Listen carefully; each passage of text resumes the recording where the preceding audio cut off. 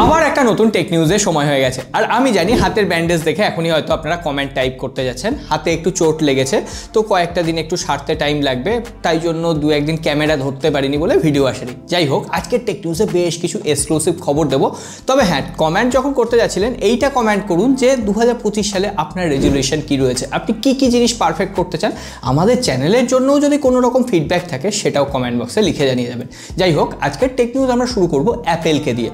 প্রথমেই বলি, অ্যাপেলের যে iOS 18 ভার্সনটা চলছে, নেক্সট যে iOS 18.4 ভার্সনটা আসবে, সেই 4 ভার্সন থেকে অ্যাপেলের ফোনে যদি আপনি কোনো রকম ছবি তোলেন, অ্যাপেল নিজস্ব সার্ভারে সেই ছবির সমস্ত ডেটা স্টোর করবে। সেই ছবিটা আপনি কোন লোকেশনে তুলেছেন, কালার টেম্পারেচার কি আছে, আপনি এক্সপোজার কতটা রেখেছেন, সমস্ত কিছু। এমনকি সেই ছবিটা আপনি ডিলিট করে দিলেও সেই যে ছবিটা সেটা কিন্তু অ্যাপেলের সার্ভারে স্টোর থাকছে। সুতরাং এখন থেকে আবার সমালোচনা আরম্ভ হয়ে গেছে, তাহলে কি অ্যাপেলও আমাদের ব্যক্তিগত ডেটার ওপর খবরদারি মারছে? যাই হয়ে যাক না কেন, অ্যাপেল এটা আনবে। আর হ্যাঁ, এটা ডিফল্টলি টার্ন অন থাকবে, আপনি চাইলে টার্ন অফ করে নিতে পারেন, সবাই টার্ন অফ করে নেবে। তবে হ্যাঁ, অ্যাপেলের প্রাইভেসির উপর আমরা ভরসা রাখতে পারি।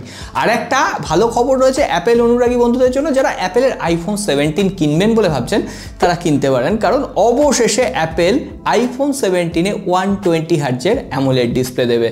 সো অ্যাপেল এতদিন পরে বুঝলো যে হ্যাঁ, এবার হায়ার রিফ্রেশের বেস ভ্যারিয়েন্টে দরকার রয়েছে। আর আপনারা এখন একটা জিনিস বোঝেননি, ওই দেখুন লাইক বাটনটা করে দিন, সাবস্ক্রাইব না করা থাকলে সাবস্ক্রাইব করে ঘন্টিটা বাজিয়ে দেবে।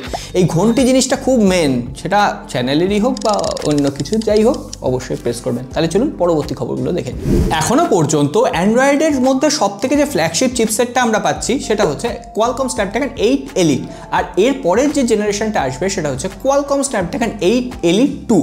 এই 2 যে চিপসেটটা সেটা কিন্তু আগের জেনারেশনের থেকে, অর্থাৎ এলিটের থেকে আরও বেশ কিছুটা পারফরমেন্সে বুস্ট হবে, বলা হচ্ছে 15%, আর জিপিইউতে বুস্ট হবে প্রায় 30%। আর এই যে নতুন যে ফ্ল্যাগশিপ লেভেলের চিপসেটটা সেটা বলা হচ্ছে এই বছরের অক্টোবর মাসেই লঞ্চ করবে। অর্থাৎ এখন থেকে বছরে দুটো ফ্ল্যাগশিপ লঞ্চ করবে অ্যান্ড্রয়েডের দুনিয়ায়, একটা কোয়ালকম স্ন্যাপড্রাগন 8 Elite দিয়ে, আর এই বছরের মাঝ বরাবর দেখবেন Elite 2 দিয়ে আবার নতুন ধরনের ফ্ল্যাগশিপ ফোন লঞ্চ হচ্ছে। আর সেটার AnTuTu বেঞ্চমার্ক দেখবেন 35 লাখ ছাড়িয়ে গেছে। নাথিংয়ের ফোন নিয়ে যতই সমালোচনা করি না কেন, নাথিংয়ের যে অপারেটিং সিস্টেম রয়েছে নাথিং ওএস, সেটা নিয়ে সমালোচনার জায়গা কিন্তু খুবই কম। একদম ক্লিয়ার স্টক অ্যান্ড্রয়েড ইউআই এর মতো বেশ কিছু তাতে এক্সক্লুসিভ ফিচারও রয়েছে, আর যে নোটিফিকেশন বা উইজেটসগুলো সেগুলো তো দারুণ। যাই হোক, এবার নাথিংয়ের আরও একটা বাজেট রিলেটেড ফোন আসতে চলেছে। নাথিং ফোন 2A কে আমরা রিভিউ করেছিলাম, নাথিং ফোন 3A এবার আসবে, যেখানে Qualcomm Snapdragon 7S Gen 3 chipset থাকবে। এটা মোটামুটি একটা লিক সামনে এসছে, আর বলা হচ্ছে 25,000 রুপির নিচে এই স্মার্টফোনটাতে 50 মেগাপিক্সেলের প্রাইমারি ক্যামেরা, আর তার সঙ্গে সঙ্গে 13 বা 12 মেগাপিক্সেলের একটা টেলিফটো সেন্সার থাকবে, বা সেটা 50 মেগাপিক্সেলের টেলিফটো সেন্সারও থাকতে পারে। আদপে টেলিফটো সেন্সার দিয়ে নাথিং ফোন 3A আসছে, এটা একটা রেন্ডার সামনে এসছে। সো পেছনে ব্যাকলাইটে ওই গ্লিপ লাইট থাকছে, দেখতে শুনতে ভালো লাগছে। তবে সব থেকে ইন্টারেস্টিং খবর হচ্ছে নাথিং ফোন 2A কে রিব্র্যান্ড করে CMF ফোন এসেছিল, CMF ফোন 1 এর দাম ছিল 14-15 হাজার রুপি। এখন এটাও খবর আসছে যে নাথিং ফোন 3A কে রিব্র্যান্ডেড করে CMF ফোন 2 আসবে, যেখানে 15 থেকে 18 হাজার রুপির মধ্যে আপনাকে টেলিফটো সেন্সার দেওয়া হবে।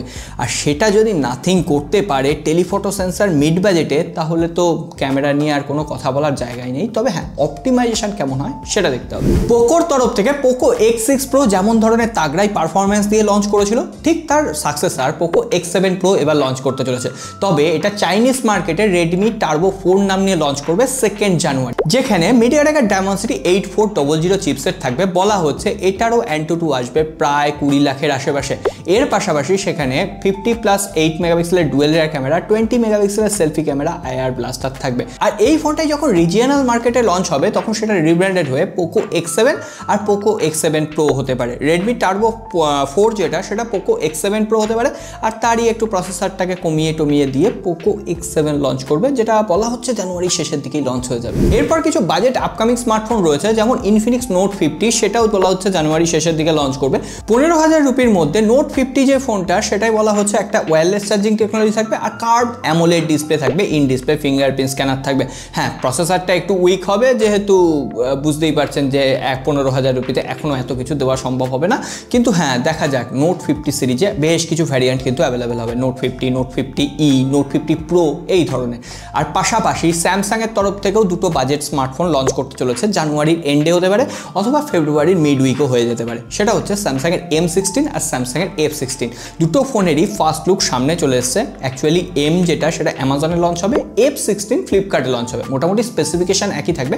15,000 রুপিতে একটা 5G ডিভাইস হবে, যেখানে মিডিয়াটেকের Dimensity 6300 চিপসেট থাকবে, 90 হার্টজের ফুল HD প্লাস ডিসপ্লে থাকবে, 50 মেগাপিক্সেলের ডুয়েল রিয়ার ক্যামেরা, 13 মেগাপিক্সেলের সেলফি, 5000 mAh ব্যাটারি, 25 ওয়াটের চার্জার। মোটামুটি 15,000 এর থেকে ভালো ফোন অ্যাভেলেবেল আছে, সুতরাং ওয়েট করে লাভ নেই।